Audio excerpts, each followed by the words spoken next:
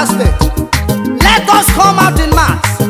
Let us vote and support His Excellency Chief Patrick Ifeanyi.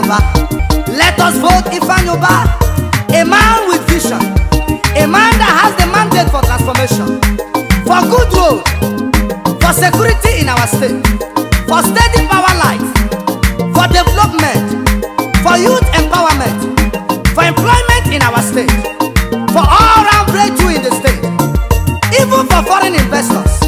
Let us vote His Excellency Chief Patrick Ifeanyi, Ebube Chukwuzo, one of Nnewi, a man that will take us to our Canaan land.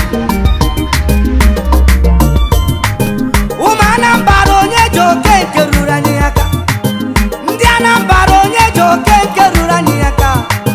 Ifeanyi onye joke nke ruru gị aka.